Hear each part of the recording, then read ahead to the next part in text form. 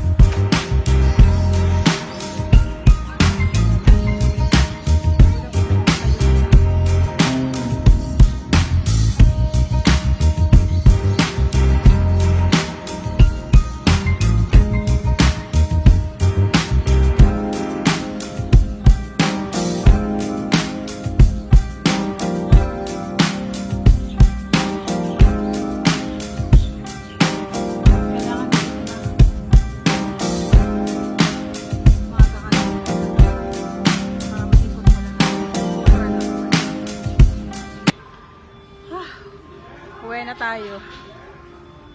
Napagod ako kalalakad sa loob. Sobrang laki. Di ko nga naikot ng husto eh. Kaya kailangan nakaganyan ka, naka-rubber shoes ka talaga. Pag pumasok din, mapapalaban ka talaga sa ano, sa lakaran. Oh, grabe pawis ko. Mainit pala.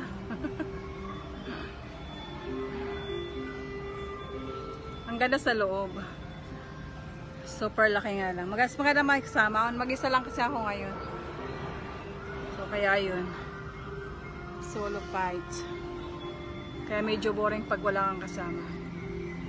Para di yung madama yung pagod. Ganda pala dito. Ayan sa taas na yung mga kailan dyan. Kasi mo rin kumain. Ito pa sa ano sa may basement. Sa basement. Ng paradise. Sa bird paradise. Ito kasi yung sakayan ng mga bus. Ayan. Punta rito, gumamit ako ng shuttle bus galing MRT.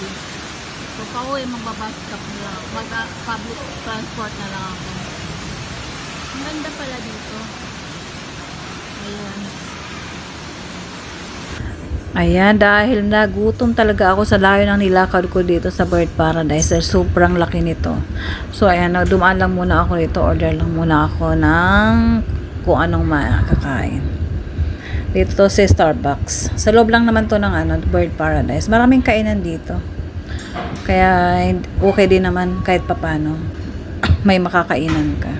Ano nga aking in-order? So, ayan. Solo lang talaga ako. Mas maganda dito pumunta pagka may kasama ka. At least may taga-picture ka or what.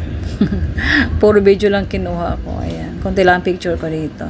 Sobrang laki talaga ng paradise na ito. The Bird Paradise. Dito sa Manday. Ayan. Nagpakit lang muna sa loob. Ayan. Kasi walang magbibideo sa akin. Kundi magsarili na lang ako.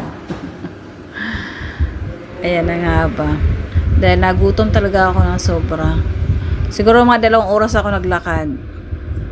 Ayan, inikot-ikot ko muna. Hindi ko pa nga na lahat na naikot yun. Sayang.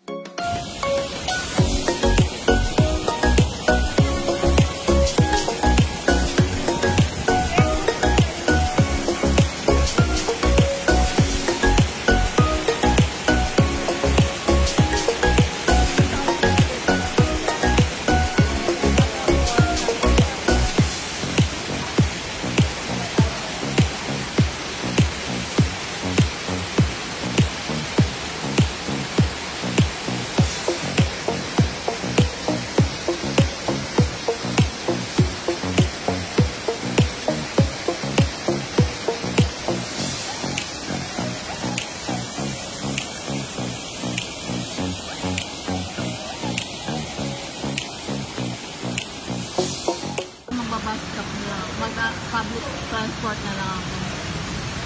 Ang ganda pala dito. Ayan. Ayan, nandun ito yung bus. Sasakay na lang ako ngayon. May mga bus pala dito.